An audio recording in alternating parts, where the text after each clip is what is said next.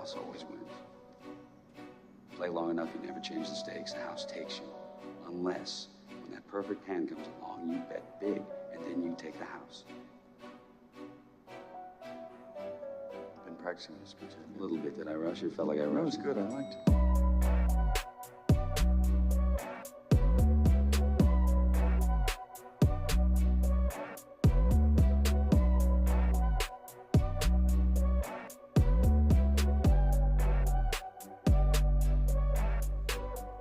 What's up, everybody, and welcome back to the Big Easy Bets podcast. I'm your host, Logan. With me in the studio, Nick Von Brick. Yo. With us on the ones and twos, Justin the Russian Concussion Mascaro. What's going on? This is episode 200, College Football Week 8, NFL Week 7. We're going to give you our best bets. Before we do that, we're going to recap another profitable week last week and touch on everything that's happened in between last time recording and now.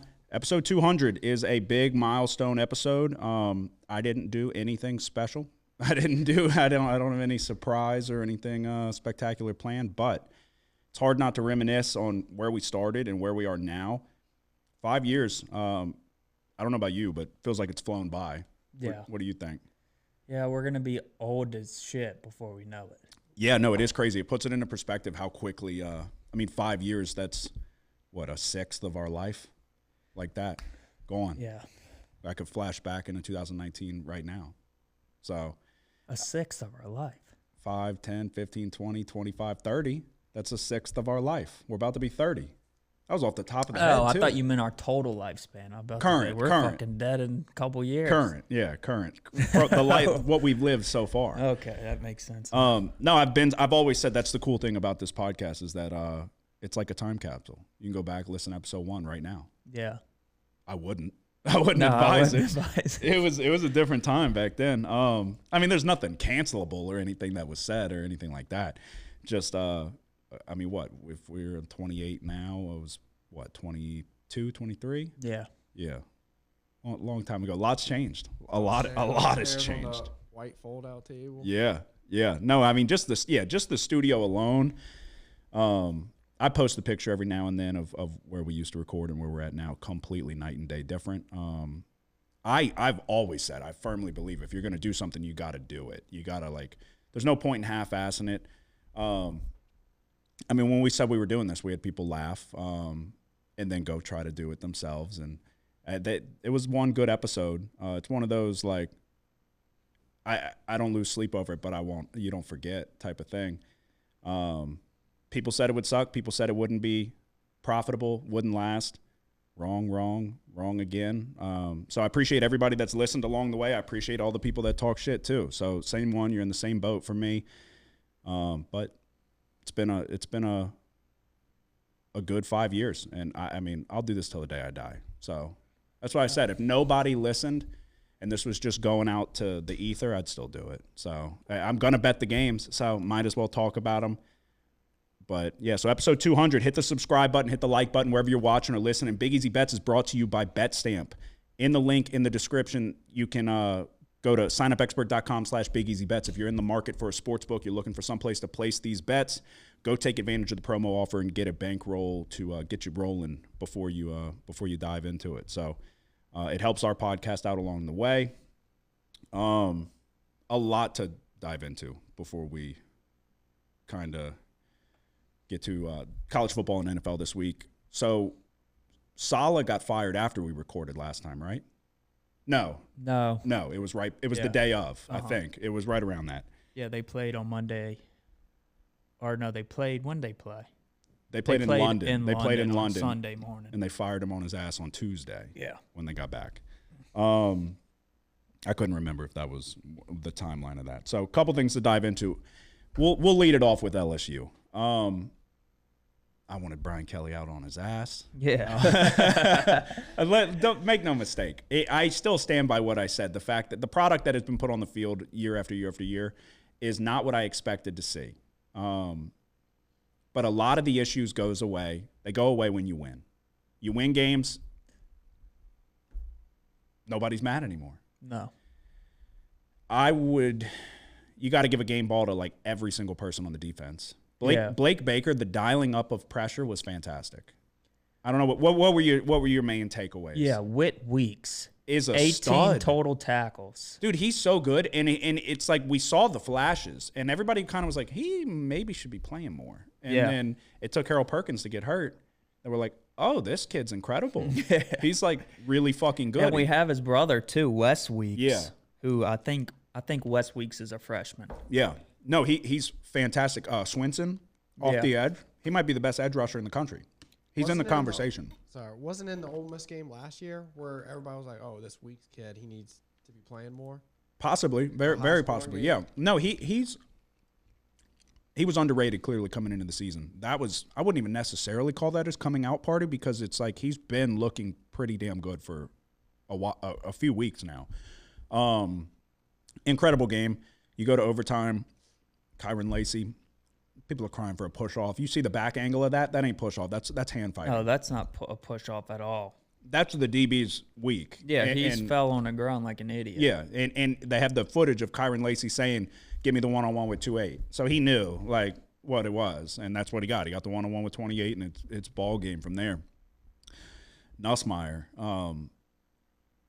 I mean, everybody said he's a gunslinger. Good God. I compared him to Brett Favre. That was a Brett Favre-like game. Yeah, keep it on-field comparison. That don't emulate off the field, Brett Favre. But, yeah, some of those throws, that's the thing with him. So Lindsay was watching, and she's like, I've seen enough. She watched, like, I think 3 drives. She's like, he's not good. And so she saw the bad, though. Yeah. It was bad, and I get it. I was like, no, he's really good. I was like, he's just making some stupid decisions. And she's like, he's not good. And then he proceeds to just drop dime after dime after dime when it mattered most. And that ball to Aaron Anderson, there was the one that was dropped. There was a couple that, like, Nussmeier doesn't have the receivers that Burrow had or that Jaden Daniels had. Not even close, yeah. None of our receivers are first-round draft picks, in my opinion. I agree. But there were some of those throws that were, like, if you had first-round receivers, they're going to be caught because they were really close, you know, just out the reach of our receivers we have now. But, yeah, like you said, the fourth down touchdown that tied the game to Aaron Anderson. Throwing him open to the right. Because when you look at it from the sideline view, which is what they show in the game, but they showed the replay, which was from behind the play. And, yeah, he's not even open at the time he's throwing the ball. It's fourth down. No, if that's incomplete, the game's ball over. Game. I was just about to say his ability to throw his receivers open is the best in the country. Yeah. The best in the country. So we've talked about Nussmeier being a first-round pick, possibly a high first-round pick. You've gone as far as to say that you think he's be taken number 1 overall. I bet him to be the first overall pick. A lot of people get enamored with names. They get enamored with what you do during this season. The numbers are there. There's question marks, but I would be willing to bet that the scouts are going to go, everything we need to work with is there. Yeah. So, he throws the ball into double coverage sometimes. We can work with that. But the arm talent, the ability to throw people open, the touch, dude, just some of the balls he's throwing are next level. So it was 25-1 for him to be the first number 1 overall pick. I told you I took that the other day. Yeah. I think there's a couple good quarterbacks, but a lot of them that are being named up there, I just don't see it. Shador? Yeah. I've been lower on Shador than most. He's good. I understand. I don't think he's as good as Garrett Nussmeier in terms of NFL potential. Yeah, no. I could be think wrong. Anybody is. I could be wrong. Because you're already seeing him. He's making NFL-type throws right now. Yes. No, yeah, you can tell a difference. If you've done this and watched this long enough, you can tell a difference between a collegiate Cam Rising's a college quarterback. Yeah. Garrett Nussmeier's, and I'm not saying Cam Rising with what happened last week. That was wild. But just overall, like, there's these guys that are really good in college, and then there's these guys that are going to be spectacular pros. Patrick Mahomes was not the best quarterback in college football, but he had incredible arm talent. Yeah. We saw him in that game against, I think it was Baker, where he threw like 8 touchdowns. So there's certain guys that it'll translate to the NFL. So, and Nussmeier's one of them. And it's not like he's not – I think he's leading the SEC in touchdowns and yards. So it's not like he's like, the potential, and he's not producing in college. That's not what I'm saying by any means. But the defense, you got to tip your cap all the way across the board. Little fortunate in the beginning, the drop deep ball touchdown to their best player, Trey Harris. Yeah. as somebody who bet the under, I was like, and Lindsay knew I was on the under. We both looked at each other like, oh my God. I think we need to start talking about Lane Kiffin. It's why I bet the under. The defense was good, but this offense is always this overhyped, like, oh, Lane Kiffin's this offensive guru and this and that. It's year after year they underwhelm. Yeah, they go for it on fourth down too much, and that's like if you fail, it's it's great for the under because they'll move the ball all the way downfield and go for it on 4th and 6 from the 20 and fail. Yeah, dude, the defense was playing so good. I saw a local Baton Rouge page or whatever. You'd know, I'm just not going to say it, but he was like, basically, act like you've been there before. Why are we rushing the field against Ole Miss? What are your thoughts? Did you not like rushing the field against Ole Miss? I don't know. I mean, look. Why do we fucking care? A lot of schools rush the field. I guess it's not what it used to be. Yeah, it's not what it used to be, okay? You used to only rush the field like Vanderbilt deservingly rushed the field against Alabama because they haven't had a win like that in program history. Yes. But nowadays, you just rush the field on a big win. Yeah. No, you do. I mean, Oregon rushed the field against Ohio State. Yeah. That's number 3 versus number 2. I personally, I don't care. I get the traditionalist where it's like, yeah, you act like you've been there. You're better than them. We dominate Ole Miss. Historically, over the last 20 years, we've dominated Ole Miss. So why are we rushing the field? This is a team that we're expected to beat. I get all that. It's fucking college kids. Yeah, it's fun. Go. Yeah, you stormed a field. Yeah, and against Ole Miss. Well, yeah, it was. Yeah. I led the charge. I was recruiting everybody. I said, we're going on the field. Yeah, it's like you also got recruits there. I think that's good for recruits. You see, like, oh, shit, we're out here. It's a party now. We just fucking beat Ole Miss. Now it's a party. Everybody's celebrating. Like, dude, who cares? Let them go have fun. Let the players have fun. It's a huge win.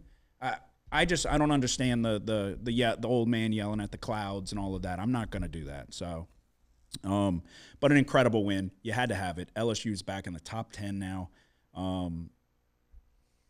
We'll see what we can do because the SEC looks relatively vulnerable compared to preseason expectations, and I feel like it's anybody's ball game. Yeah, top to bottom though, it's stronger than I think we or anybody else expected. Arkansas is not a bad team. Yeah, I'd agree with that. But I'm saying the top tier teams have chinks in the armor.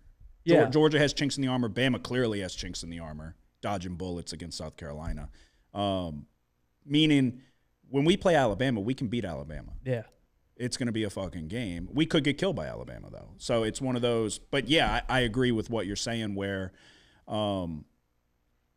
there's not a discrepancy between the top and the bottom like we expected. Yeah. But I think there's also not this, like, okay, it's Georgia and everybody else type of thing. So, so we talk about the good. We'll talk about the bad. Spencer Rattler got his first start for the New Orleans Saints. I will say I felt like Spencer Rattler checked a lot of the boxes I was looking for him to check to start that game. The offense I felt like was drawn up nicely for his abilities, rolling out. Everything was on time. Everything was on target. You got put in a hole right off the bat, going down 14-0. Clear targeting on Olave, and that they didn't call. He fumbles. They return it for a touchdown. Then you kind of blitz them in the second quarter, punt return touchdown, multiple interceptions. Baker imploded there for a second, and then we go to halftime, 3-point lead. And then what was that? What happened? You had a 3-point lead with 5 minutes to go in the third quarter. Yeah. I don't know. It's the defense has struggled in the past 2 games. Yeah. I mean, not that the offense really helped them in this last one or the game before that, but no, it's like, I don't know.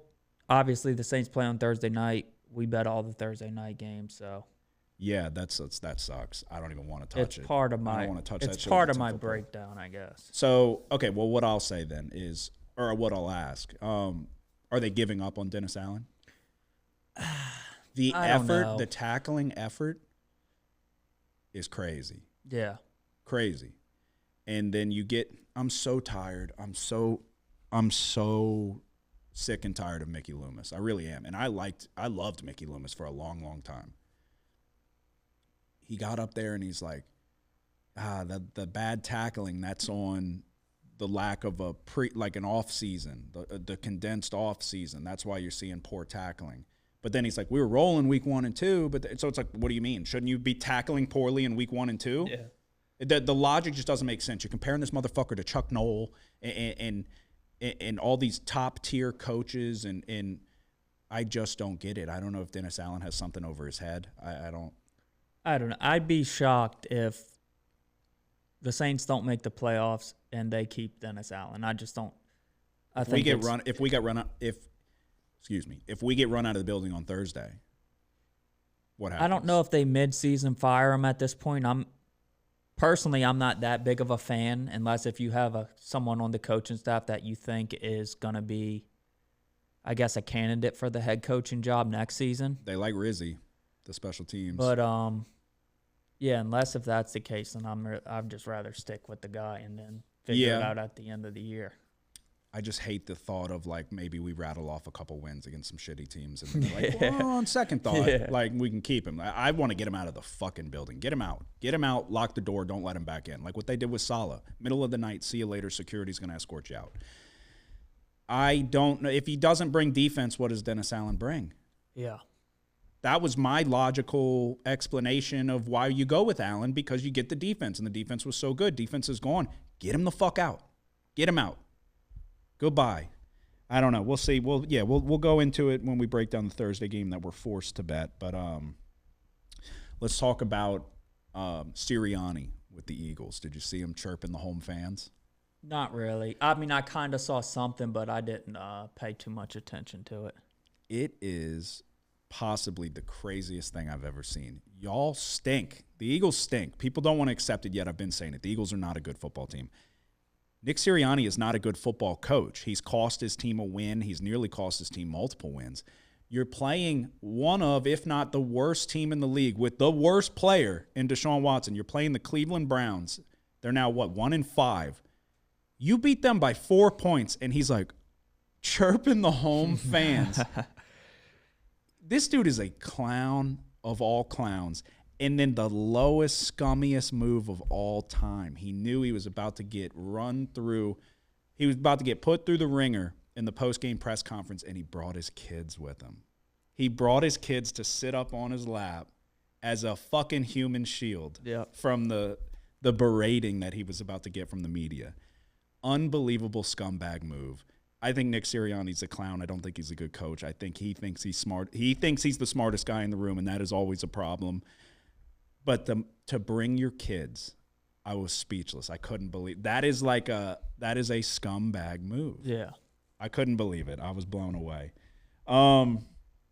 Drake May got his first taste of NFL action. What was your thoughts? I thought he looked pretty good, I guess, for the circumstances that he's has to deal with, the lack of their pass protection, and then a couple of interceptions. One definitely was tipped at the line of scrimmage, and it was like an incredible catch by the defender. He like wrapped his arms around the wide receiver and caught it on the other side of the wide receiver. I'm not sure about the other one. I thought one was bad, one was not on him. Yeah. The ball to Booty was good. Yeah. Good ball down the right side. Right before halftime, too. That was huge at that point in the game. Not that it mattered in the end, but yeah. How do you feel in terms of the Pro Bowl bet? I mean, not good. They're saying Daniels is the MVP. Yeah. Yeah.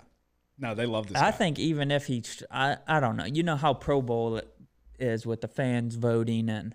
Oh, no, this motherfucker's getting into the Pro Bowl. If he doesn't get into the Pro Bowl, I'm going to fucking protest. He's got to get hurt right now. You got to hope he gets hurt right now. And if you're pulling for that, that's fucking horrific.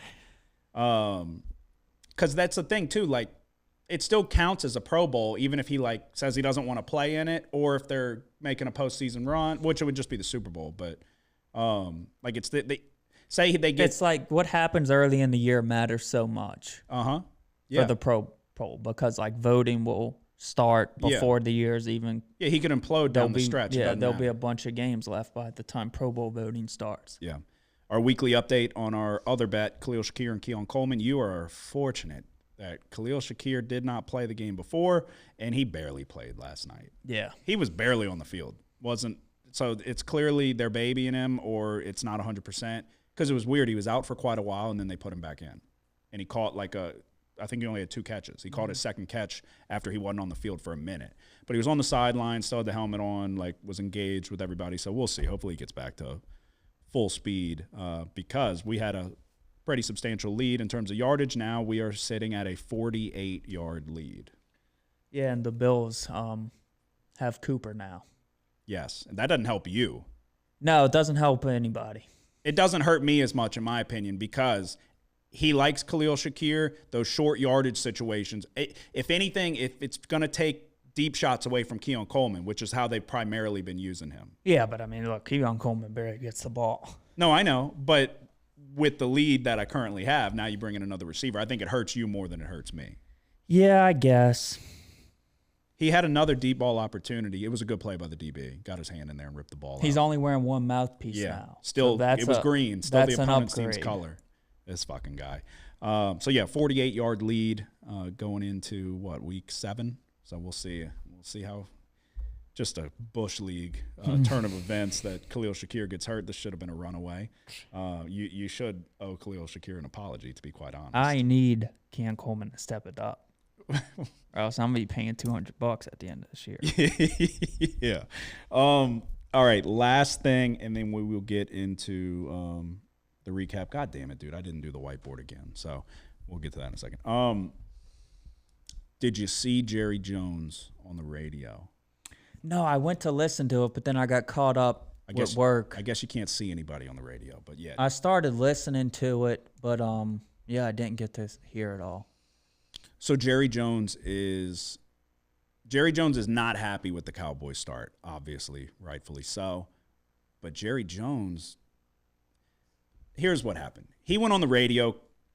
I'm assuming he does this weekly, the WFAN or whatever the station is. Jerry Jones went on the radio after the Cowboys got obliterated by the Lions, obliterated by 50.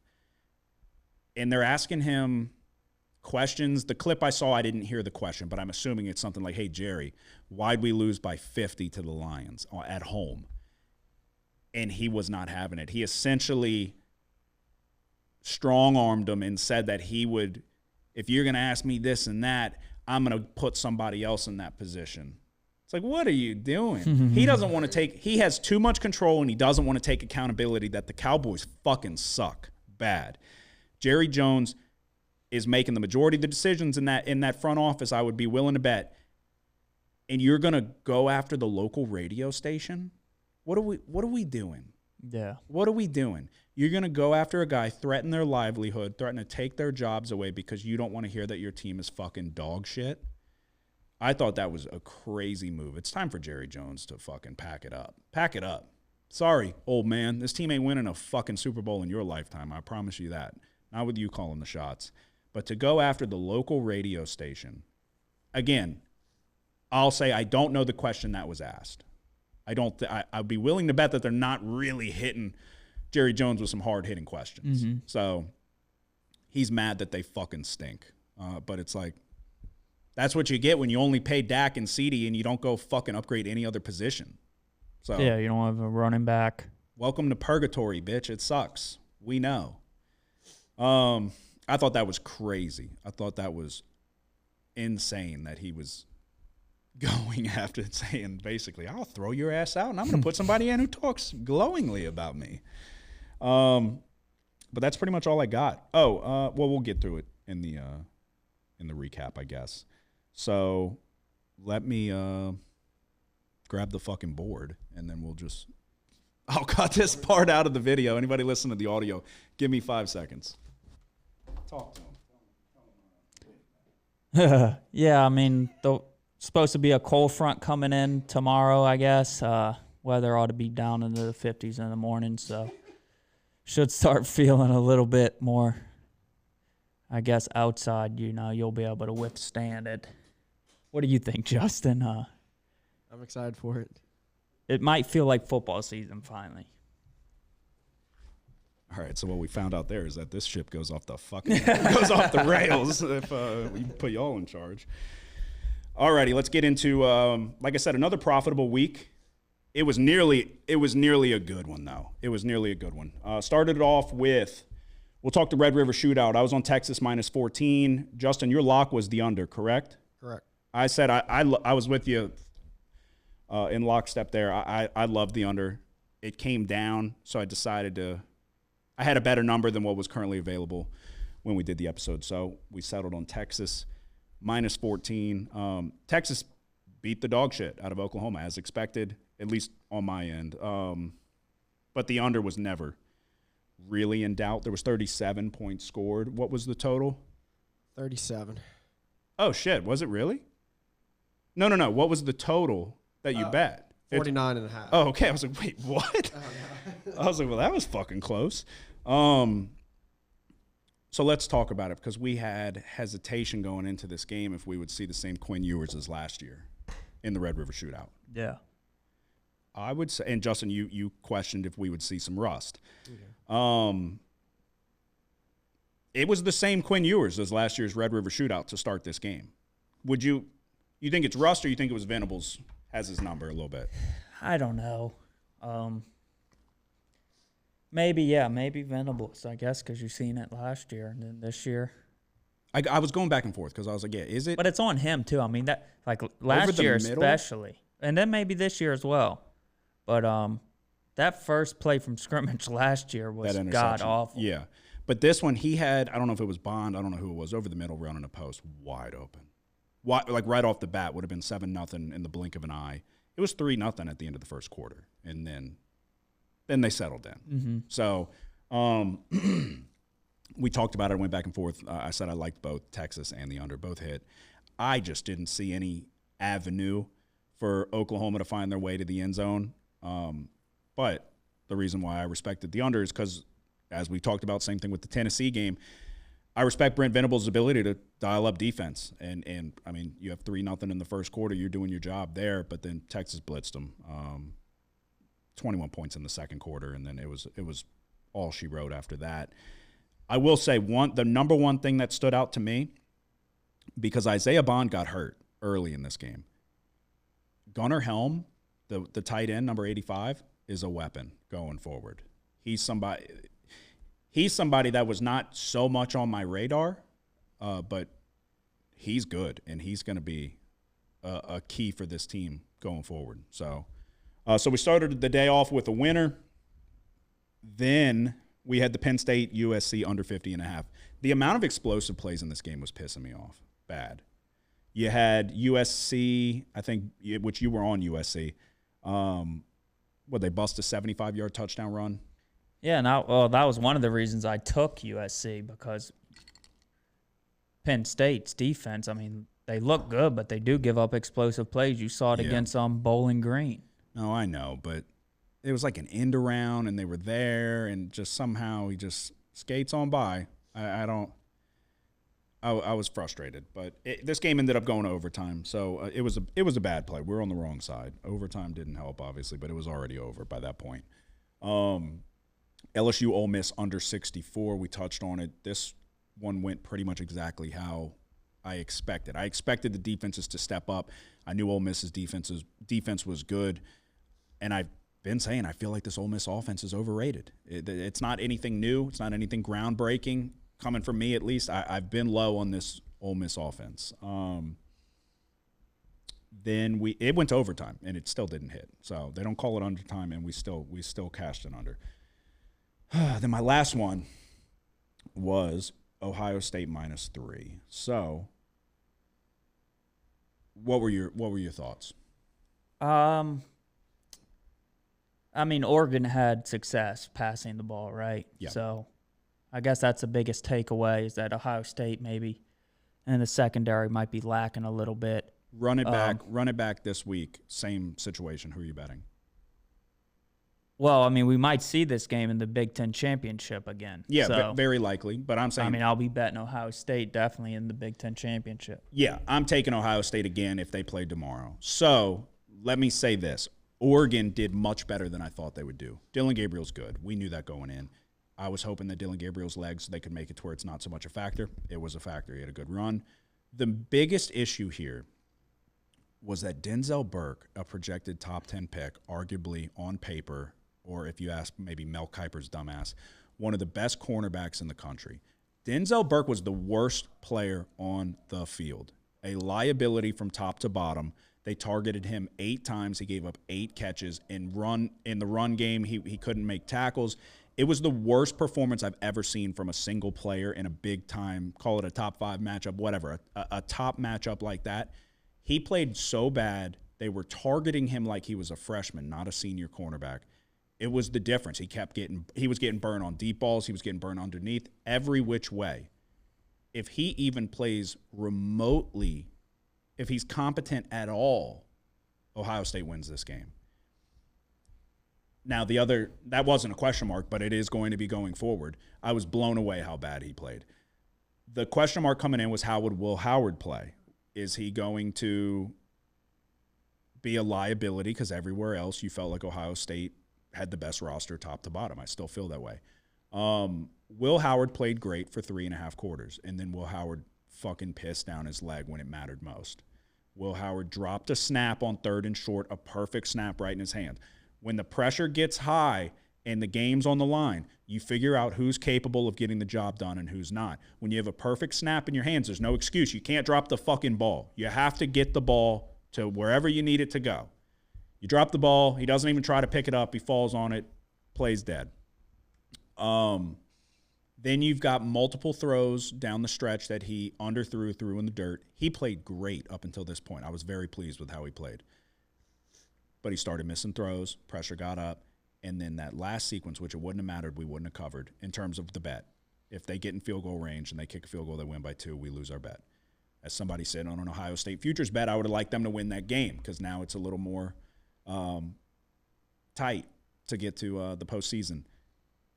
How in the fuck, when there's 6 seconds left and you take 3 or 4 to look around and not throw the ball, how are you then going to try to scramble and not get down? You're already on the fringe of field goal range. Worst case scenario, you fucking throw the ball in the dirt and you give him a long attempt and maybe it's a miracle kick. Yeah, no,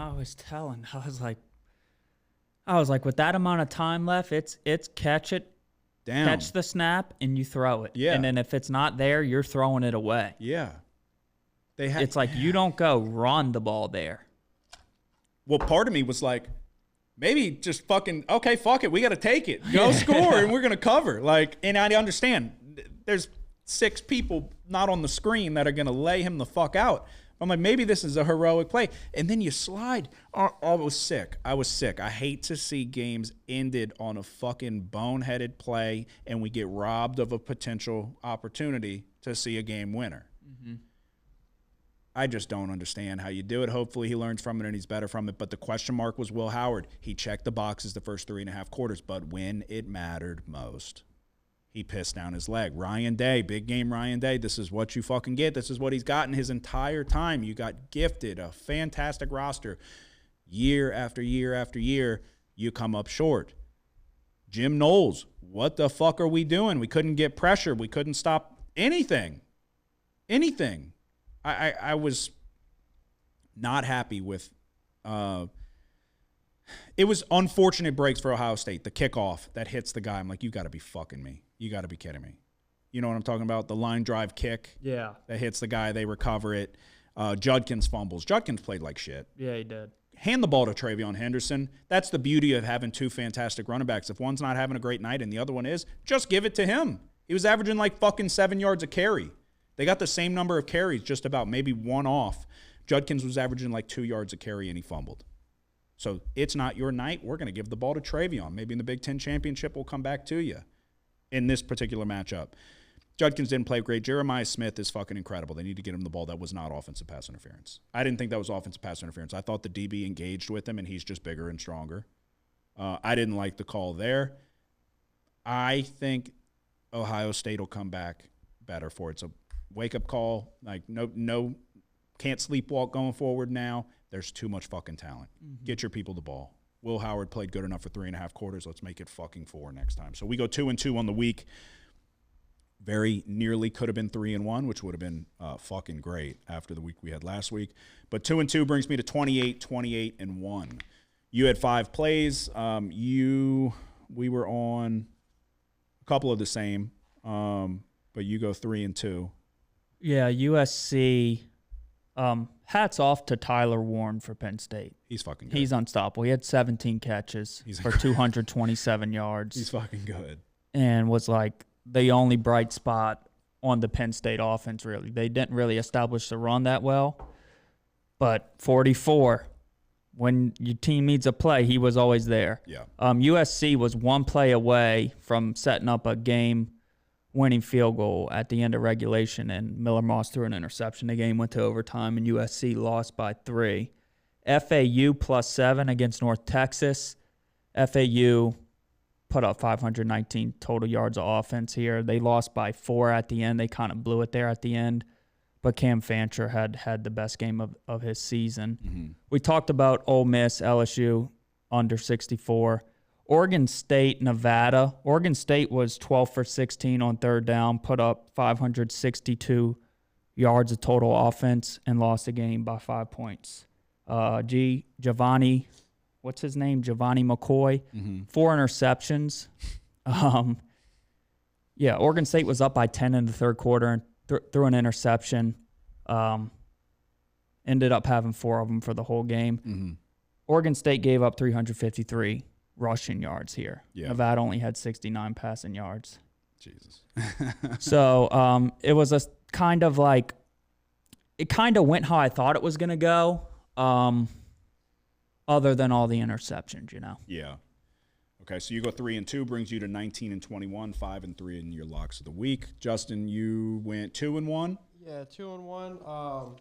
We already touched on the Oklahoma Texas game, and then Missouri minus 27.5. I'm sure nobody was watching this game except for me, but right before halftime, UMass was actually starting to get some momentum on their side, and then they were driving it all the way down, and I think Missouri got like a nearly threw a pick 6. 95-yard interception, but yep, they end up covering. Yeah, no, they beat the shit out of them. Alrighty, so you go 2-1 overall record. You're sitting at what? 14-17-1 and 5-2-1 in my locks. Okay, alrighty. So like I said, another profitable week all around. So we're feeling good. We got another big week ahead. And we will turn our attention to that right now, starting it off with anybody got Wednesday action? We'll start Wednesday and on. No, I do not. Anybody got Thursday? No, I don't either. Anybody got Friday? I do, but it's my lock. What game is it in? I'm not saying. Jesus. Okay. Justin, are you on anything Friday? No, I'm not. Okay. Well, that's fucking annoying because I had some questions by some. I had questions on Oklahoma State and BYU. I had questions on Fresno State and Nevada. I ain't touching Oregon and Purdue, I'll tell you that right now. I have gone back and forth with this BYU-Oklahoma State game. It's Mike Gundy coming off a bye. That's enticing. But Oklahoma State kind of stinks, and BYU's rolling. I think I leaned Oklahoma State. I definitely leaned Oklahoma State when it was 10.5. It's not anymore. So, and then as far as Fresno State and Nevada, I leaned Fresno getting points at home, but I don't have anything on it. So, the Oklahoma State game at Oklahoma so State. your locks on Fresno State, Nevada? No, Oklahoma State. There are just too many question marks. Like, is the offense gonna get fixed? Yeah, I don't know. And then BYU's defense has kind of been a surprise this year. They're playing really well. Yeah. BYU and overall has been a really big surprise. They're one of the last 2 undefeated teams in the Big 12, the other being Iowa State. Yeah, obviously Oklahoma State's not lived up to expectations. Bowman stinks, but BYU, they want to kind of control time of possession. They play a little slow here, double digits. All it takes is one possession from Oklahoma State, and then all of a sudden it's like, okay, the game plan kind of goes out the window a little bit. I mean, Oklahoma State clearly has talent. They've got one of the better running backs in the country, but they don't have an offensive line that can give any room to run. I'll stay away, I guess. But I don't know. It's like I hate not having Friday action, if I'm being honest with you. So maybe I'll come back to something there. We'll see what your lock is. We'll see. So we'll go ahead to Saturday. Give me your first one.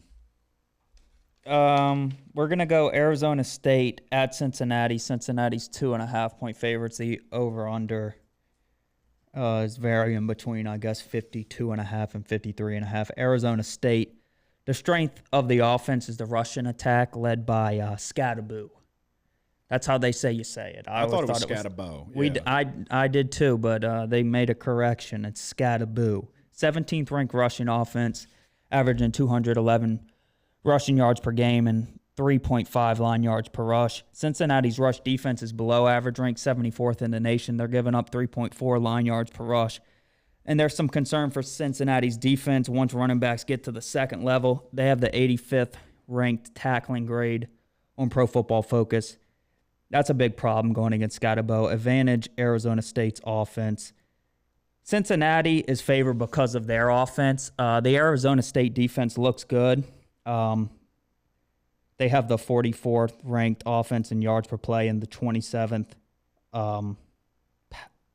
This is Cincinnati. Cincinnati's offense has the 44th ranked offense in yards per play and the 27th ranked pass offense. But when you look at Arizona State's defense, when they stepped up in competition, Utah last week, Utah was 7 for 15 on third down. If Cam Rising doesn't throw the ball at his receiver's feet every time, then you're going to see Utah put up some more points. Kansas put up 31 points, 411 yards, and they were 7 for 13 on third down. Texas State put up 28 points, 400 yards, and they were 8 for 17 on third down. You probably know by now, but I'm going Arizona State, Cincinnati over 52.5. Okay. Yeah, I was looking at this. I'm on that one as well. You're on the over? Yeah. Interesting. You feel good about it? Yeah. Let me see. I mean, Cincinnati's favored 2.5. It's because they're their offense, in my opinion. So the only way that it goes under is if, like, I don't know, Arizona State would have to really control the ball here and, like, play big time, keep away from Cincinnati. But I think Arizona State, their chance to winning this game comes from a big game from their offense. And we're fans of Scatabo. We're fans of Levitt, who kind of got banged up last game. But I'll take it. Yeah, I'll hop on it as well. All right, my first one is going to be an 11 o'clock game. Auburn and Missouri. Are you on it? No. Okay. Missouri, like we just touched on, bounced back with a 45-3 win over UMass. So they've proven that they can beat bad teams, and they struggle with teams with a pulse. I don't know why.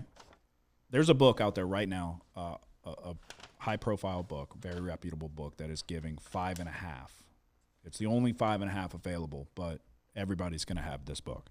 I'm taking Auburn plus 5.5. This is more of I'm anti-Missouri. I saw the way they got beat up in the trenches against A&M. A&M ran it all over them. I like was it Yaquez Hunter? I don't even know if that's how you actually pronounce it, but I think Auburn's going to be able to run the ball here. Let Peyton Thorne use his legs. God bless. Don't let him throw it. But it could be an overreaction. I've thought about that. I've gone back and forth. But if you look at this Auburn team, they lost to Oklahoma due to a pick six. They hung in there with Arkansas. Their record could look different than what it currently is. Is Missouri that good? They looked like they did not belong in the same field with Texas A&M. You beat Boston College by 6. You went to double overtime with Vanderbilt. Sure, you beat up on Buffalo. You beat up on whoever else you played to start the season, and you beat up on UMass. I don't know that I've seen enough here that I feel like they should lay 5.5 points. So I'll take Auburn plus 5.5 as my first play for Saturday. Okay. What you got, Justin? My first one's going to be an 11 o'clock game, UCLA and Rutgers. Both these teams struggle to move the ball on offense. UCLA is averaging 59 yards per game rushing, and Rutgers is averaging 175 yards per game passing. Rutgers' secondary on defense is definitely the strong point on their defense, so I don't expect UCLA to lean on their quarterback, Ethan Garbers, I think is his name. Yep. He's pretty awful. I think he has 3 touchdowns, 9 picks. So I think they're going to try to somewhat get their rushing attack going, but I think this is just going to be a snooze fest. So I'm going to go under 41. I was close to laying it with Rutgers as well at 4.5. Yeah, they're a pretty good team. Yeah, it's. I don't hate the under. Cal Lake Manus fucking sucks. I've played that game too many times. Yeah, I wouldn't. There's no way I'd take UCLA, but I don't feel comfortable with Rutgers' style to lay it with them there. But I would definitely lean under here. Miami Louisville, are you on it? I'm not. Which way do you lean? I don't know. I guess Louisville, but I've gone back and forth. Louisville or the over. You know? Yeah. I think I'm going to go Louisville. This Miami team's looked more than vulnerable the last 2 weeks. It's taken miracle plays and miracle officiating overturns for them to not lose their last 2 games. This boils down to Miami's defense is overrated, in our opinion. We've talked about it. We don't think this Miami defense is very good. We don't think that this secondary specifically is very good. They don't tackle well. They're spotty in coverage. Cam Ward's showing a lot of the same issues that we saw at Washington State. Tremendous upside, but a lot of head-scratching plays, throwing it up into double coverage, doing things very nonchalant, and that looks cool until you throw the ball nonchalant and it's an interception. I'm going to take the points at home with Louisville. I think they have the better defense, but I think they have the weapons to go toe-to-toe if it does come out to be a shootout. I also like Jeff Brom over Mario Cristobal. This is a team that they have overcome Mario Cristobal the last 2 weeks. Now you're going to Louisville, early kick. It's a high total. I don't know that I trust this Miami defense to get the necessary stops. Tyler Schalk has played well enough. I think he's got a ceiling for sure. But they've got weapons. They got a good running back. Get it to Ja'Cory Brooks. Get it to Lacey. They've got weapons on the outside. I think UCLA will be able to go. UCLA. I think Louisville's going to be able to go toe-to-toe in this one. So I'm going to take the Cardinals plus 4.5 points. What's your next one? Another 11 o'clock. UL minus 4.5 at Coastal Carolina. Over under 56.5. UL's defense ranks 43rd in yards per play. But, it's been the story we've kind of talked about so far. I'm not sure they're that good. They gave up 272 rushing yards to Tulane, 218 rushing yards to Wake Forest. Against App State, they were outgained. App State turned the ball over 5 times, and UL ended up winning by 10. UL has the 120th ranked third down defense and the 97th ranked tackling grade on Pro Football Focus. I think Coastal, who has the 37th ranked offense in yards per play, is good enough to take advantage of the UL defense and keep this game close, if not pull out the upset. So we're going to take Coastal Carolina plus 4.5. Okay. I am going to an 11:45 kick. We're gonna have a lot of action early day. South Carolina, Oklahoma. You on it? No. I'm taking the points with the Gamecocks. I am going to fade this Oklahoma team until they show me a pulse on the offensive side of the ball. This is a good South Carolina defense. It is. It's the defensive line, their ability to get after the quarterback. We saw what Texas did. Hawkins was under duress the entire game. It completely threw off everything they wanted to do. They don't have anyone to throw it to. Lenora Sellers is not very bright. If he was not a complete dumbass, they probably beat Alabama. I'm all over the place. They should have beat Alabama. You get the onside kick. You got to at least give your kicker a chance to hit a game winner there.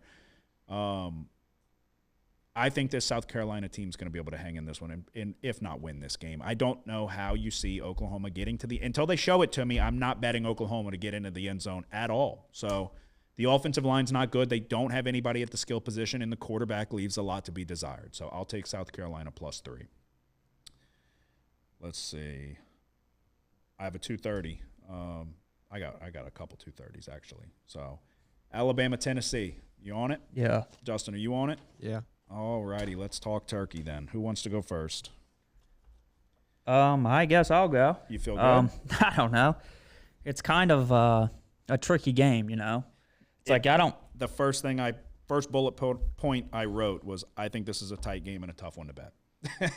But yeah, I'm going to have action on the big game. It's kind of at this point in the season, you're not really sure what to make of either of these teams. Alabama's defense continues to struggle, and Tennessee's offense has stalled. The Tennessee defense gave up some yards against Arkansas, and then they kind of allowed Florida to have more success than expected.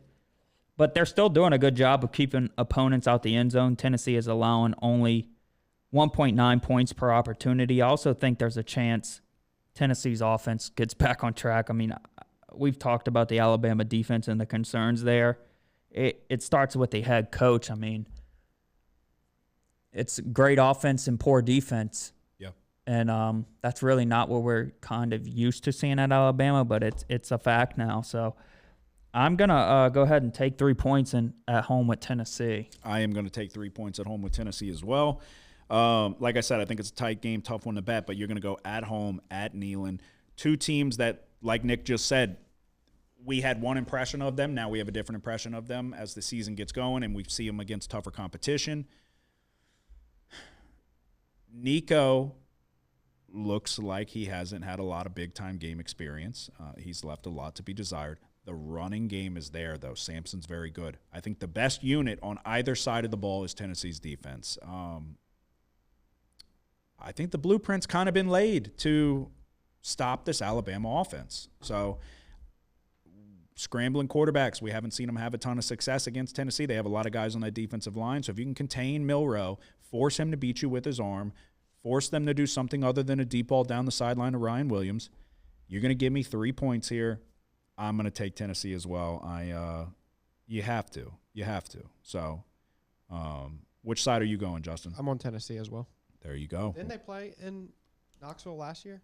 I don't know if it was no, probably wasn't last year, but the Hendon Hooker, well. That was in Alabama. But no, they beat them on Tennessee upset Alabama in Tuscaloosa. I thought it was on their home field. You positive? I'm almost positive. I could have swore it was on the home field because they took the goalpost again, I thought. Let me see. Maybe so. I'm thinking it was on the road because Tennessee was 7-point underdogs. But they probably wouldn't play at Tennessee twice. That's when Alabama was great. No, so that was 2 years ago. Yeah. Oh, well, yeah, because last year they had Hendon Hooker. Not Hendon Hooker, sorry, Joe Milton. They play every year. So, yeah, it was 2 years ago than it was in Tennessee. And it was Hendon Hooker. Last year they had Joe Milton. Yeah, so look, Heupel in big games, same thing, left a lot to be desired, but you've got talent on the offensive side of the ball. Let Maliava do what he needs to do. Draw up a good game plan around him, but I trust Tennessee's defense more than any other unit in this game. So we are all taking Tennessee +3 on the home field. I have another one at 2:30. Do you? No. Michigan, Illinois. Are you on it, Justin? I'm not. All righty.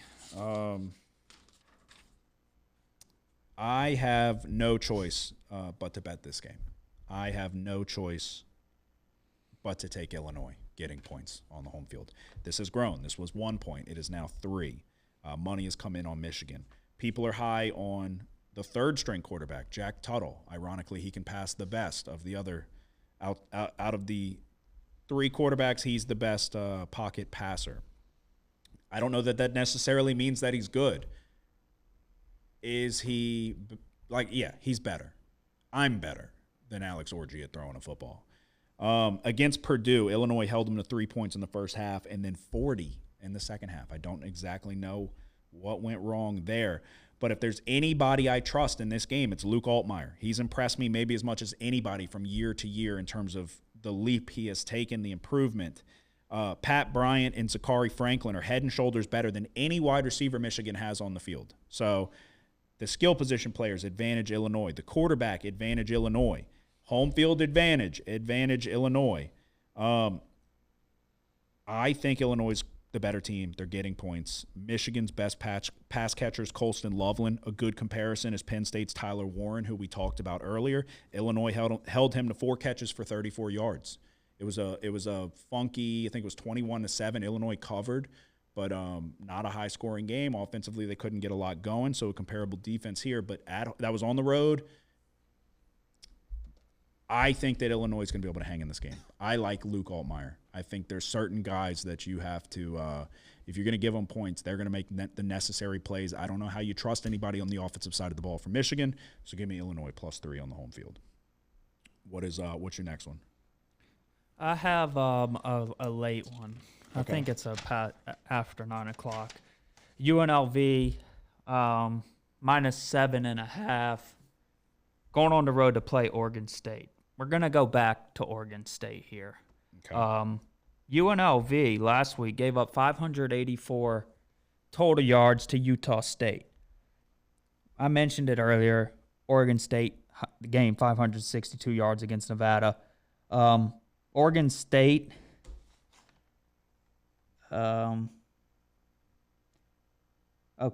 the third-ranked third down offense, and Nevada, Las Vegas, Nevada has the 84th ranked third down defense. Mm-hmm. I talked about Oregon State and their time of possession last week. They're the number one team in the nation in time of possession. I think Oregon State does what they do, or however, they're going to control the clock and convert third downs. I think that kind of limits the possessions of this high-powered UNLV offense now. It's going to be kind of a tough one, but just because UNLV is going to get some explosive plays here. It's high total. It's going to be I would not take Oregon State if this was under 7. Yeah. So okay. Over 7, we're going to take Oregon State plus 7.5. I don't know if the gambling gods want you to give that one out with how much trouble they does what they do. Yeah, sure. That didn't make sense. Last game of the night, TCU and Utah, 9:30 kick. I'm on it. Cam Rising has officially been ruled out indefinitely. They're done playing the Cam Rising game probably for this season. I don't know what exactly that was last week. I don't know if it was the hand, if it was the knee. I don't know how he gets so hurt every year. They pondered the idea of shutting him down for the year, and then they threw him out there probably for the booster club and said, look at him, and they made him play. He was the reason they lost. He stunk, and then they shut him down. So I still think this TCU team can score. They're incredibly inconsistent. They're bad on defense. But Utah and Isaiah Wilson, they are not good. This is not the typical Utah defense that we're accustomed to. The secondary is not very good. They've struggled the last 2 games in coverage. TCU's coming off a bye. The fans for Utah are going to be extremely uninterested. You were a team. They were the favorite to win the Big 12. High expectations. That's all gone. It's dead. I'm taking TCU coming off a bye plus 4.5 here. I do not like it. The defense is not good. But when you look at this total, it's only 49.5. They're not expecting Utah to put very many points up on the board. I don't think that Utah's defense is good. So I'm going to trust TCU here to put some points up on the board, plus 4.5. It's going to be a late night. I was looking at a few actually. I was looking at Colorado, Arizona. Do you have any thoughts there? Yeah, I lean Colorado. It's just the injuries. Yeah, I leaned Colorado as well. I still think they have enough. They have enough depth at wide receiver. They have some really good wide receivers. Jimmy Horn didn't end up finishing the game. Yeah. Obviously, Travis Hunter didn't finish the game. Yeah. I just feel like that offense. The other guy, Legarius, what's his name? Wester. Yeah. I think he didn't finish the game. Yeah. But they still have players, and I mean they were still able to move the ball. The kid from Mandeville and Vanderbilt is fucking good. Yeah, Will Shepard, and then what's the other guy's name? They got a lot. That caught the game winner. That sent the game to overtime against Baylor. That was Wester. Okay. There's another guy that I'm thinking of. Yeah, they got a lot. I didn't take it. I wanted to take it, though, because I don't believe in this Arizona team. No, yeah, it's just – yeah, I don't believe in them as either. So I'll hold off, though. We're going to touch on Georgia, Texas here shortly. Mississippi State, I'm not on it, but 15 at home, is that crazy to feel like that felt like too many? No, I wanted to take Mississippi State last week. They covered, right? Yeah, they were like 31.5 or something. Yeah, they were huge underdogs. Yeah, so 15.5 for a Texas A&M team that blitzed Missouri. Yeah. If that game against Missouri's close, this is probably what? It's under 2 touchdowns. Closer, at least. Yeah. I don't know. I lean Mississippi State with the points. I think it's too many points. This is still a team with a first-year head coach. It's Jeff Lebby, I think. Yeah, you lose to 10 to Georgia. I think it's too many points. What do y'all think? I don't really have an opinion on it. Not strong enough to. I know, they're the take it. worst team Yeah, in the SEC. but it's still the SEC. Yeah, it's still the Texas A&M before that game against Missouri was not exactly a world beater. 6-point win over Bowling Green at home. 21-17 against Arkansas, 33-20 on the road against Florida. That was a good win, but Florida's been playing quarterback roulette. It was the 41-10 win over Missouri. I think it's a little bit of an overreaction there. So I'll stay off of it, though. Justin, what is your next one? I just have my lock. Okay. Let's talk Kentucky, Florida. Also not on it, but I wanted to see what you think here. Mertz is done.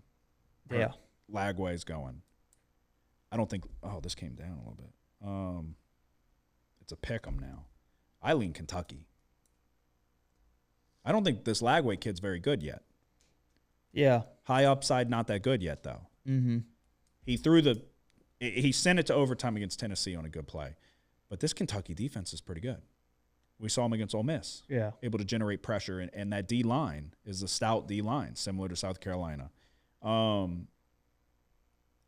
lean Kentucky. I was hoping you'd be on it. I don't lean it strong enough, I guess, to take it on my own because it's on the road. If it was at home and we were talking like this, then clearly it wouldn't be a pick 'em. This opened at 1.5 in favor of Florida, though, so clearly money's come in on Kentucky.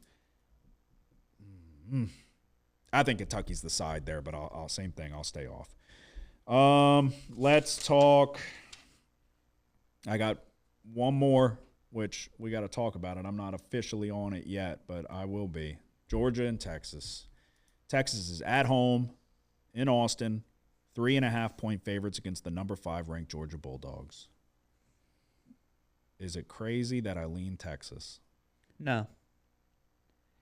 So I think it's Texas. Let me say, I lean Texas. I lean the over. I could go either way, though. So once Texas, once Georgia lost to Alabama, I immediately look forward to this game. It's like, okay, this is going to be a good spot to take Georgia. But just what we've seen from Texas the past few weeks, they're fucking good. They're the best team right now. Yes. So, and the question is, are they at the caliber of like the way Michigan was last year or the way Georgia was the year before? Just like the number 1 team has been head and shoulders above or better than the rest of the field the past few years. But so my thing here is I think that it was always like they had good players on the outside, or they had Bijan, they had a good running back. Now they've got fucking guys in the trenches. Their offensive line is the best offensive line in football, in college football, in my opinion. I think they have the best unit on the offensive line. You've got a Georgia team that just gave up 31 points to Mississippi State. You have this is not what we're accustomed to. This is still a very good defense. I'm not saying it's a bad defense, but by Georgia standards, this is not as good of a defense. Fair to say? yeah, and I think that was somewhat the case last year. Yeah. I have question marks. Is Isaiah Bond playing? That's a big deal for me. But they have guys. Like I said, that tight end's fucking good. That tight end is good. Really good. I don't think I can get to Georgia, which seems crazy because it's 3.5. It's 4 in some places. If Georgia loses, that might be a wrap. Yeah. They might be done. They're going to need to get lucky. They're going to need they don't control their own destiny if they lose this game. No, there's You got too many other teams. Who knows? Maybe there's a scenario where it works out because Bama already has a loss. Wait. LSU is one of the only teams that doesn't have a SEC loss, which that's what matters the most. To get to the SEC championship. If you can get to the SEC championship and win it. Yeah, auto bid. And Texas is the other. I think everyone else has a SEC loss. Alabama has a SEC loss. Missouri, Georgia, Tennessee. Doesn't A&M? A&M lost to Notre Dame first game, yeah. But they don't have an SEC loss. Oh, SEC loss, right. Yeah. So they're in the same boat as LSU, A&M is. Yeah, so it's one of those. I think that this might be fucking Texas's year. Obviously, I'm on Ohio State, so I hope Ohio State beats Texas by motherfucking 100 points. But in terms of SEC first year, you just look at – it's hard, though. It's hard because Oklahoma's not good. Oklahoma's not good. So you see 34-3 against Oklahoma in the Red River Shootout, and you're like, okay. But when you really look at it and you know this Oklahoma team, they're not good. They can't score. Yeah.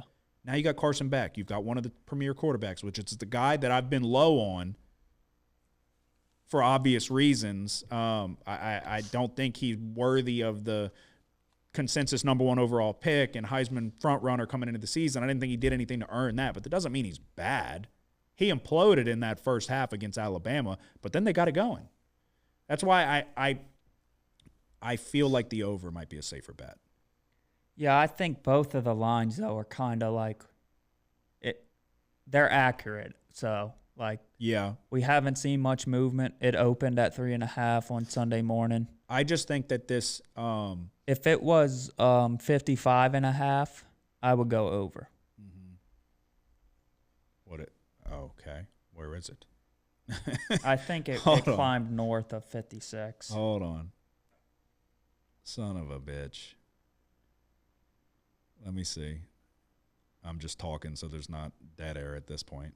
Check that. There's 55.5 widely available. I'm going over. I'm not going to take it, but that's what I would do if I had to. If you weren't scared? Yeah. Why are you scared? I don't know. You only live once. I'm going over 55.5. I trust Texas to be able to score. And you still got talent. It's like Nick Saban said, good offense beats good defense now. In the day and age that we live in with college football and football in general, premier offense beats premier defense. So, and it's one of those, I do think that this Texas defense is the real deal. But when you really do dive into it, they haven't played a competent offense yet. And I don't want that to, like, run astray in terms of, like, I think Texas is worthy of the number 1 overall ranking. I think they are the best team in the country. But when you dive into who they've played, who have they played that has a pulse offensively? Colorado State 52-0. They beat Michigan 31-12. UTSA, UL Monroe, Mississippi State, Oklahoma. They haven't played anybody that can really put pressure on that defense yet. I'm going over. I believe in the offense. You got to see it from the defense against a premier talent. Yeah, I'm going over. Over 50. Yeah, and I would lean Texas on the side, but the spot screams Georgia. It does, but I don't know if like I mentioned, I don't know if Texas is the Michigan of last year or the Georgia of the year before. Yeah, we're going to find out. I don't know if they're that dominant because, like you just mentioned, the schedule. They haven't. Not only haven't they played like a top tier offense, they haven't played a top tier team really. No, yeah, Michigan expected. Yeah, but I still think that was impressive going into the Big House and winning the way that they did.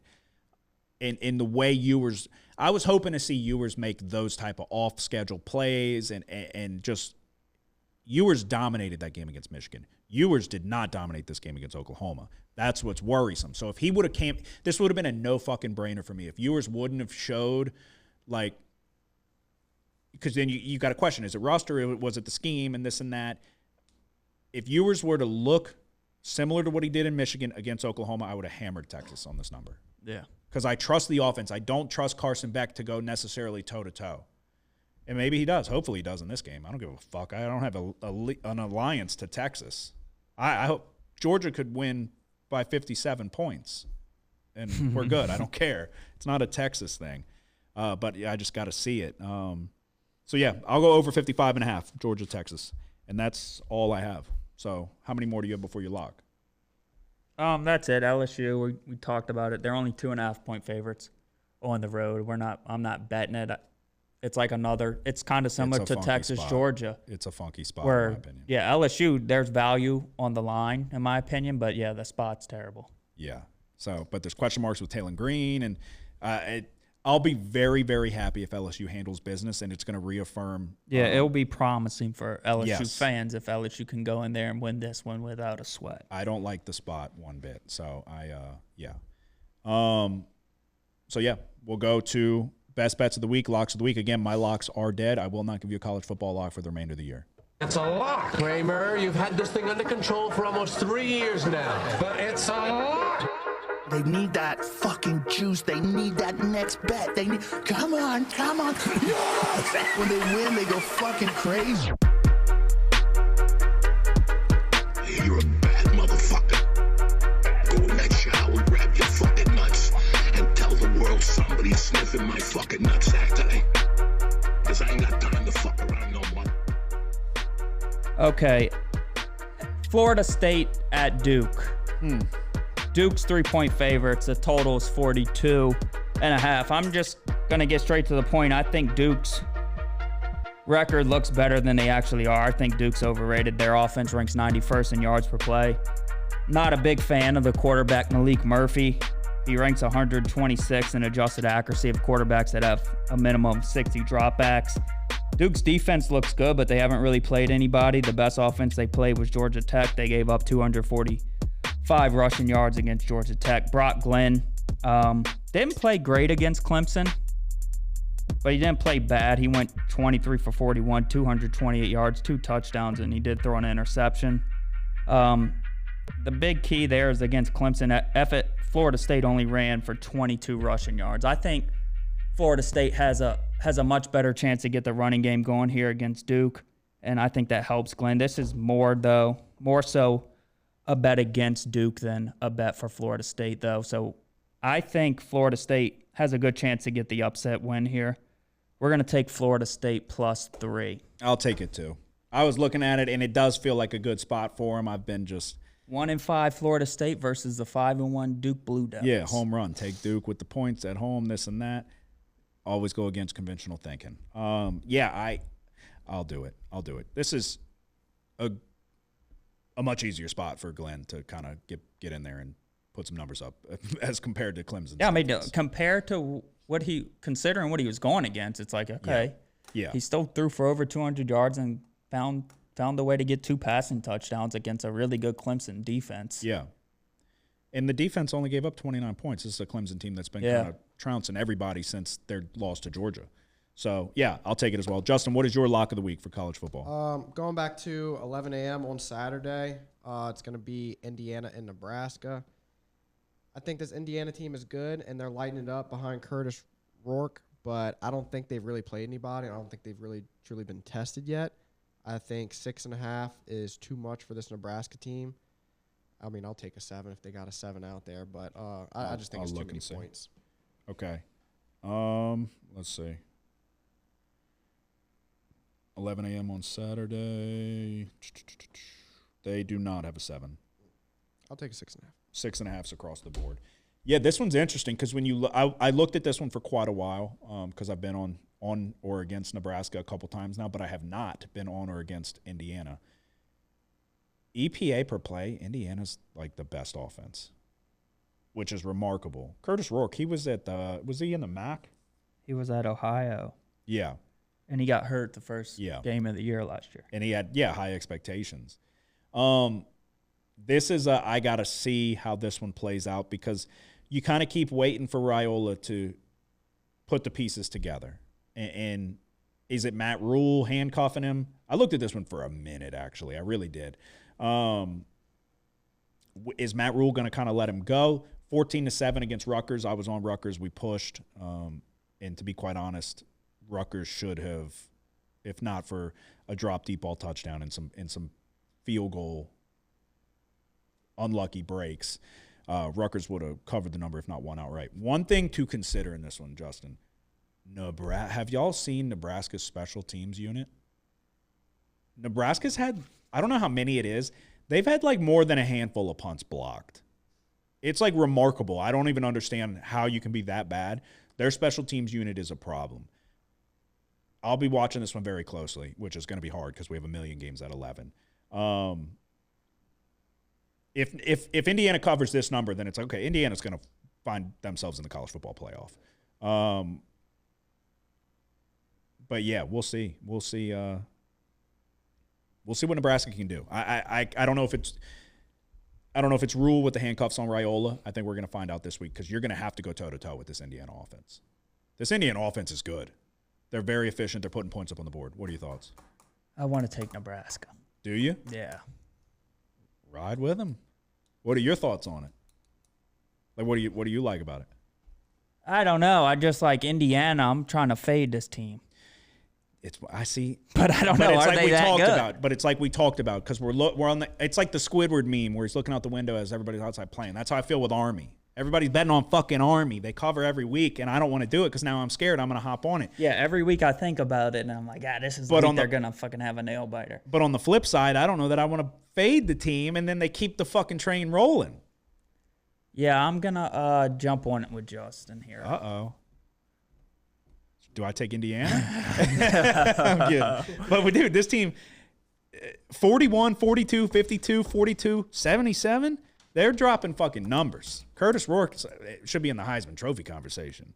No, I'm kidding. I like Nebraska. I got to see it from Raiola. So. And then, you kind of, I don't know. I think the Nebraska defense is kind of good enough to maybe slow this team down a little bit. You saw what they did against Colorado, and then after that, Colorado's all of a sudden good. No, 100%. But that I don't know enough about the trenches for Indiana though. Yeah, because that same thing. They got after Shador early and often. How many rushing yards did Colorado give up against Kansas State last week?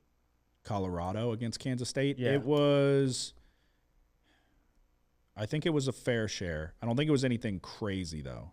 Let me see. I'll pull it up for you in 2 seconds. They gave up 185.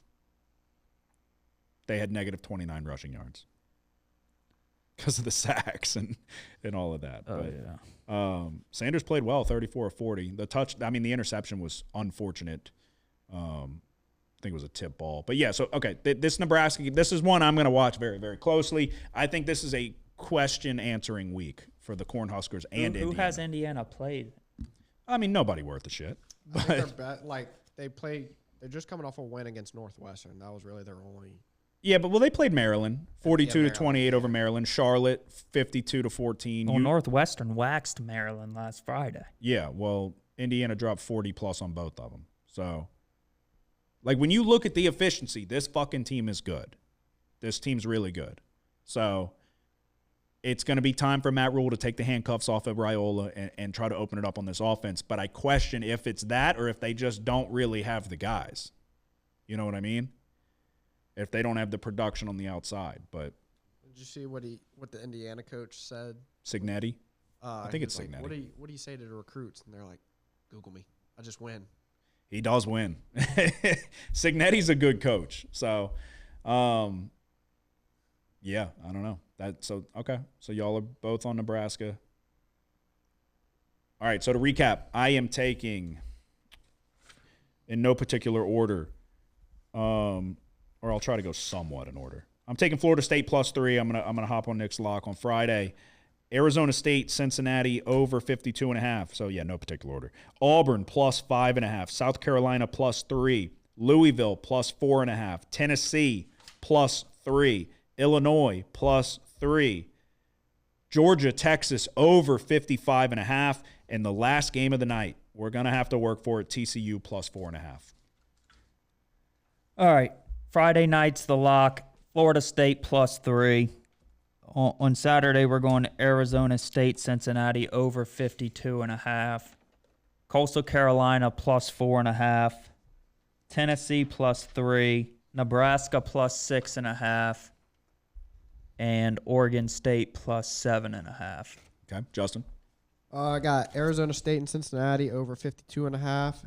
Then I also have UCLA and Rutgers under 42. Tennessee +3, and my lock of the week is Nebraska +6.5. Okay, there you go. That is our best bets for college football. We will now turn our attention to the NFL. We're going to do a quick little recap, and then we'll give you our best bets for Week 7. Started off Thursday night, 49ers -3.5. We felt like this was a good spot. I've been saying the Seahawks are fraudulent. So, Justin, you only gave the one play because you had to roll out. Your lock was Bengals -3.5. They cover. So 1-0 on the week for Justin and a lock win.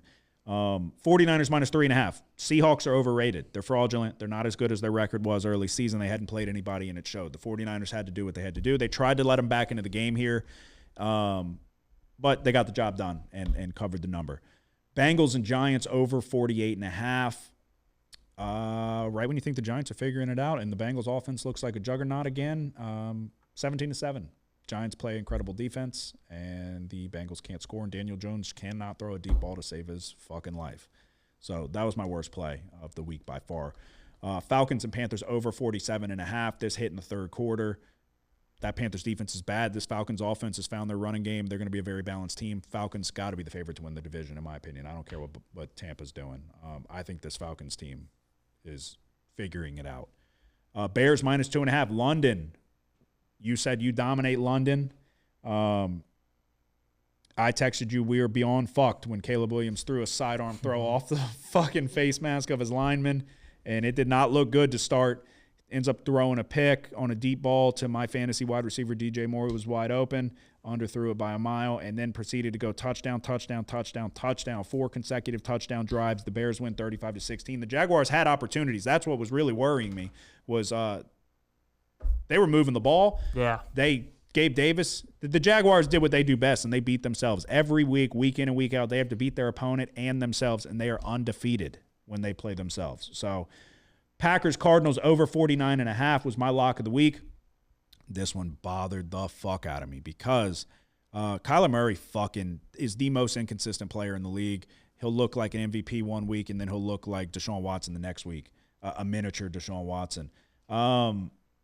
If Narveson, that slimy fuck for the Packers, could make a goddamn kick, 47 points were scored in this game. He missed a field goal, and then the Cardinals, with about 4 minutes left, are going in to score inside the 20, I think it was. Just a fucking regular handoff RPO to the running back, and Kyler Murray just drops it because he wants to go play fucking Call of Duty instead of scoring a goddamn touchdown at the end of the game to hit the over. And that was our lock of the week. So we go 3-2. Very possibly could have been 4-1, which I started fucking counting the money before it was in my account. 3-2 brings me to 19-16, 3-3 in my locks of the week. You had 4 plays, one more than your usual 3, because we added the London game. We were on the same side on Thursday in the London game, and then you had Patriots and Jets. Yeah, Patriots +7 at home. The Patriots let the Texans score franchise record 41 points on the road. It's the most points the Texans have ever scored on the road. Not really Drake May's fault there. Jets +2.5. The Jets lose by 3. 2 missed field goals off the upright, and then the Jets had the go-ahead touchdown call back from a holding call. Mm-hmm. So kind of a tough one to swallow there, but it is what it is, wind and kickers. I'm just used to kickers missing these days. Yeah, I was going back and forth. I feel like the spot called for the Jets. Oh, and then on top of that, the penalties in this game. No, that was fucking ridiculous. What they call improper what? On that sack. He said something to the official, and the official threw a flag on him. Well, it was on that sack, right? Yeah, it was C.J. Mosley, huh? Yeah, it was basically a body weight thing, but they called it like, I don't know, it was something dumb. But I told you, I texted you, I was like, I know that doesn't benefit you, or it benefits you that flag was thrown, but I hate that that's a flag. Dude. Yeah, there was he put his fucking arm out and his knee hit the ground, like to brace himself. Stop fucking throwing flags on sacks. Legitimate sacks where he's trying not to hurt him. You saw it in the 49ers game which actually they kept saying that, where they were like, oh, he tried to pull off so he didn't hurt him. I don't think that was the case. It looked like he tried to strip the ball out, and I think his dumbass thought it was out. This is a different game. This is against the Seahawks, 49ers and Seahawks. But same thing. They kept trying to say like, oh, he was trying not to slam him into the ground and get a penalty. So and that was the same case with Rodgers, huh?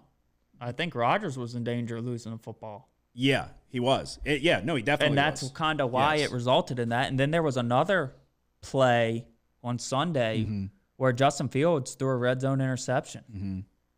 And he got hit after the play, and he's barely landing on him, and they're going to reverse a turnover. Like, it's such a big momentum swing, too. No, it on is. A play like that. It's And y'all want to invite all this you want to invite gambling now. It was always happening, but now they're inviting it, and they want everybody to bet on these games. Dude, do away with this game-changing bullshit. And I don't know what it was, like improper. He addressed the official improperly. Yeah. And they threw a flag. Like, what did he do exactly? I don't know. He said something? Oh, was that Kinlaw? Is that It what you're might talking have about? been. Yeah. This was a penalty against the Jets defense. Yeah, no, Javon Kinlaw there was a penalty for something, and then they were kicking the field goal, or maybe it was the extra point, and he got offsides, and then he said some shit to the official. So he got 3 penalties in a row. Javon Kinlaw is a dumbass. So you go 2-2. You're 10-9 on the week, or 10-9 overall, 3-3 in your locks of the week. Justin, like we said, you went 1-0. What your overall record is? 11-9-1 and 4-2 in my locks. Okay. Alrighty. We turn our attention to NFL Week 7. And we always bet the Thursday game no matter what, as we've said a million times. And it just so happens that this Thursday is going to be the Sean Payton-led Denver Broncos going back to the Superdome to take on the New Orleans Saints. The Broncos are 2.5-point road favorites. The total sits at 37.5. I would never bet this game under any circumstances if it was not on Thursday night. You said you've got a play, you feel good, and you've got analysis to back it up. Lead us to the water. I'm going Broncos Saints over 37. I swear to God, that was the one I was like, it's got to be over. It's got to be. Sean Payton's going to come in and cook some shit up. I didn't want to touch the side, just for my. So good. I'm taking it as well. For my. Just so I know, which side were you leaning? No side. You got to lean aside. No. You had no lean. No. Would I be crazy to say that Sean Payton could do us a favor of all favors to come in and drop 40 on us? One, it would hit our over, but two, just embarrass Dennis Allen. Embarrass him. Leave us no choice but to fire this guy on his ass.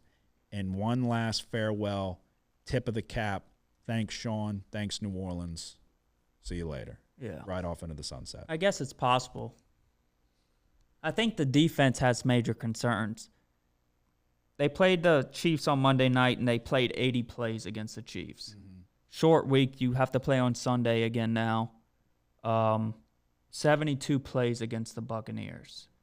Now you have an even shorter week, and you're playing on Thursday night. So it's kind of what we've seen at the end of the Chiefs game, and then at the end of the Buccaneers game, the defense just looks exhausted. Yeah. I don't know if it's a question of effort or just exhaustion. Yeah, I think that's fair to say. I think because it's both. 80 plays in an NFL game. Yeah, I think that's an incredible amount of plays, and 72 is a ton of plays. Yeah, and back-to-back weeks. On a sidebar, Bo Nix is over under rushing prop 25.5 yards. Bo Nix is going to if he starts running up, that's gonna suck. Oh, Bo Nix is gonna run all over us. All over us. I will bet over 25.5. I will tell you right now. We don't do props on this show. I will bet over 25.5 rushing yards for Bo Nix. You can bet your ass. But so we're going over 37.5, it sounds like. Yeah. Okay. How about Justin? Justin, what are you taking? I'm going to take the Saints. Saints? Take them plus 2.5, yeah. Yeah, I mean, I it's like, who the fuck are the Broncos to come in and be favored in the Superdome with a fucking twat like Bo Nix? But who the fuck are we to think that we're going to do anything, I guess? But, yeah, I don't know. Isn't Drew coming to this game, too? Aren't we? Oh, yeah, Drew's getting inducted into the Saints Hall of Fame this game. They're not going to do Peyton with him? Sean Payton? Yeah. I wouldn't. That'd be weird. Like, in his Broncos gear. He'll get there eventually. He'll get there eventually. He's a traitor. I wouldn't boo Sean Payton. He left us high and dry. I with think this scumbag. Yeah, I don't know. I think Sean's got a little dicey. I think he's a little creature of the night. He's got some dealings going on behind the scenes. That he's definitely had his run-ins with the dough. Yeah. No, I think Sean Payton's a fucking wild card. I think if he could have had it his way, he wouldn't have left. I think there was some shady business dealings going on down the pipeline. Maybe a little Vicodin getting passed around here and there in his past. But that's an allegation that I wouldn't make. So, We'll take the over 37.5. Sean Payton's a good guy. Sunday, London. Your guy. The future. Drake May. You taking him? No. No? Taking the Jags. No, I'm not. You're not touching London? I'm giving up. No, you can't do that. You cannot anoint yourself. I'm taking the Patriots. And, dude, you cannot anoint yourself the king of London. And you're not going to bet the London game? I told y'all I'm not a king I'm taking anymore. the Patriots. I swear to God, I might make it my lock. You're crazy. Um, And you deserve it. You deserve this. Shit. No, you deserve this.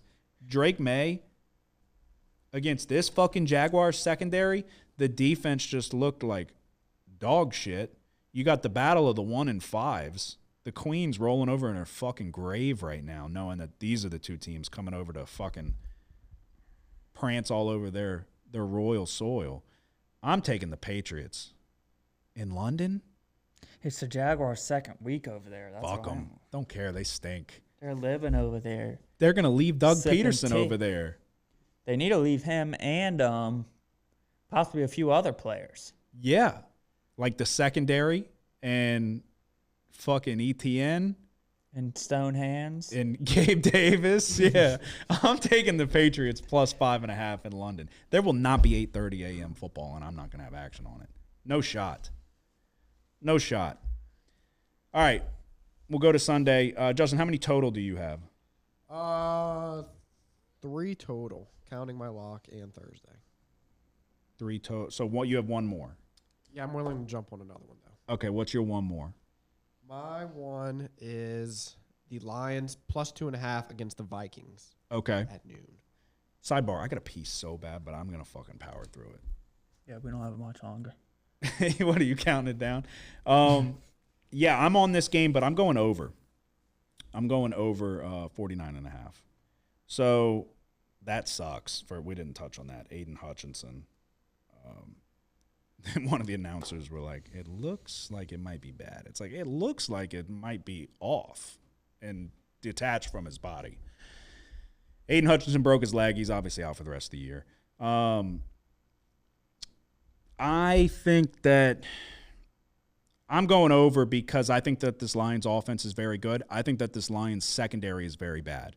I think just with the weapons that on either side of the field, you got a turf field, maybe turf. I don't know. Maybe it's the fucking grass they wheeling in and out. I don't think so. I think it's turf indoors.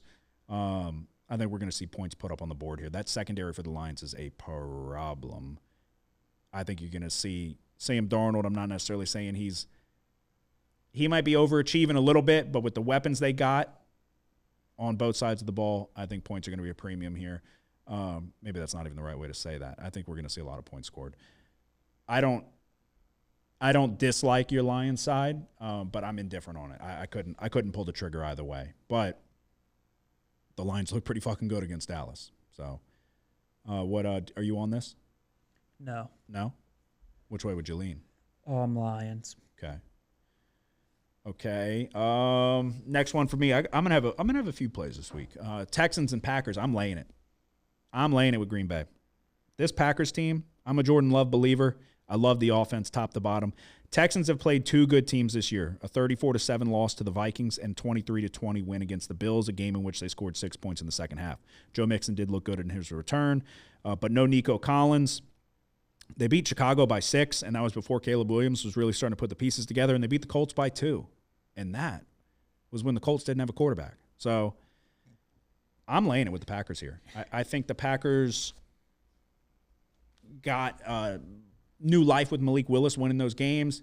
You had Jordan Love come back and kind of get reacclimated, but I love the offense. I understand DeMeco Ryans defensive guy, this and that. I still think, like we talked about with the regression from C.J. Stroud and all of that, I don't believe in this Texans team as a 5-1 team. Could be wrong, but Yeah. I'm taking. No, I agree. I'm on the Packers. You are? I think the Packers are better. And they're at home, only laying 2.5. Slam dunk. You want to know what I think about the Packers? As we speak, am going to bet the Packers win the Super Bowl. I already did. Okay. Well, what odds did you get? 21-1. I think there's 20-1. So now we'll be That's bullshit. I bet it before the season. Though they think they're. I looked the other day and I forgot to do it. Let's see. Green Bay Packers 20-1 right now. I'm putting it on them as we speak. I think this Packers team's really fucking good. So at home, Lambeau, less than 3. Let's go. I'll take it. Also, what else are you on? Just your lock left? Yeah. Okay. Well, buckle up, everybody, because this is going to be. I don't know. I had question marks by some. We're in. We're locked in. Packers 20-1, and I'm also on the Bills 11-1. Jets and Steelers Sunday Night Football. Oh, motherfucker, man. The number went up. I wanted to take over 36. It looks like it's up to fucking 38. I don't like that. That's fucking touchdowns and 1 field goal. What do you got to lean there? No, what's the point spread? Fuck. Looks like Steelers are plus 1.5. Yeah. Yeah. Do we just fucking take the Steelers with the points? I don't know. You're going to give Pittsburgh points at home with that shit fucking Jets team? Jets didn't look bad. Yeah, I'm going to still go over 38. They just happened to lose. Well, they didn't look great. It didn't look bad. I thought Rodgers was playing much better. You take away that Hail Mary. And he's got a bunch of idiots out there, you know? Well, that's a problem. But, yeah. But now it's fixed. Yeah. He's got his old running mate. That's true. Is he going to play? Yeah. We didn't even talk about that. Yeah, Devontae Adams. Oh, that's why the fucking number went up. Fuck. I swear to God, I wanted the over before I even knew they got him. But yeah, and when you really look at it, dude, the Steelers' defense, they're good, but it's not like. Yeah. I mean, you'll see some guys get open against If you them. can hold up in the trenches, you can exploit this defense. If they protect, then I'm not sold on the secondary totally for the Steelers. Yeah, if you can hold up in the trenches, and that's easier said than done, I understand, but you can exploit. But we saw Dallas kind of get the running game going against the Steelers a little bit. Yeah. I am also going to take the Cardinals and Chargers over 43.5 on Monday. I think the Cardinals are an over team. They didn't hit the over. It should have hit the over, but this defense is bad. Dr. Jekyll and Mr. Hyde in terms of Kyler Murray. Let's hope it's a good one here. But back at home, let's put some points up on the board. Marvin Harrison Jr. was out of the game, so that hurt. I guess maybe it was a concussion. I don't know if he'll be back, but with it being on Monday, it's a higher likelihood that he will. So I'll take the Cardinals and Chargers over 43.5. Yeah, it was a concussion. And then I was looking at one more. Don't look at my fucking lock. Oh, my God. That came down, I think. Sorry, I know I'm dragging on here. I want to take the Giants, but I think the hook's gone. It is. I'm going to stay away. I wanted to take the Giants plus 3.5. I don't think Philly's good. I think they're overrated. I think they have a bad coach. I think Sirianni's days in Philly are numbered. But I'll stay away. I liked it at 3.5. At 3, I'm not going to take it. I think all we have left are our locks of the week. Correct? Correct. All righty. All right. That is our best bets for the NFL. All we have left are our locks. No such thing as a lock. It's a lock. Kramer, you've had this thing under control for almost 3 years now. But it's a lock. They need that fucking juice. They need that next bet. They need. Come on. Yes! When they win, they go fucking crazy. You're a bad motherfucker. Go in that shower, grab your fucking nuts, and tell the world somebody's sniffing my fucking nutsack today. Because I ain't got time to fuck around no more. My lock of the week in the NFL is going to be the San Francisco 49ers -1 at home. Super Bowl rematch. Regular season, Patrick Mahomes is a top 5, bottom of the barrel quarterback in the NFL. In all seriousness, I think the 49ers are clicking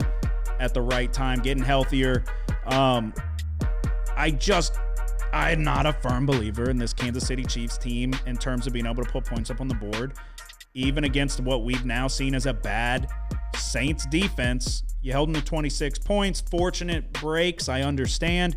I like this 49ers team. We've been talking about it. We've kind of power ranked this team as still the best team in the NFL. The record doesn't indicate it, but they're going to have a little bit more fire beneath them. They can't afford to keep dropping games here. They got a good bounce back road win against Seattle. It was a Thursday night game. So yes, the Chiefs are coming off of a bye, but the 49ers have a little extra rest as well, seeing that they played on Thursday night. I'm taking the 49ers -1 as my lock of the week. Okay. I'm going Giants. I don't give a shit. +3. I don't care about the hook. I think Giants win this game outright. Then I'll take the Giants. I saw what I needed to see from them on Monday night. What they did, the way they slowed down Cincinnati is nothing short of impressive. This was possibly with the exception of maybe one other team, Cincinnati's offense was humming on all cylinders, maybe the best offense in the league so far. Yeah, I agree. You can make an exception that Washington has looked really good on offense as well. And they kind of outdid them when they played each other. But, Giants, what I've seen from the defense last game, to hold them to only 17 points really could have been less than that. They busted one late to kind of seal the game. For the first 58 minutes, the Bengals had only 10 points. Yeah, 30-yard touchdown by Chase Brown. And then it was a 49-yard scramble by Joe Burrow that got him on the board first. So yeah, that's very true. Pretty impressed by the Giants defense. And I don't think the offense looks, I guess, so terrible. They kind of had some hiccups. I get it. You only scored 7 points. They missed 2 field goals. Is Neighbors coming back? Because if Neighbors plays that game, they win. That's a good question. He should be. I thought he was going to possibly. On your team. Yeah, he should be coming back.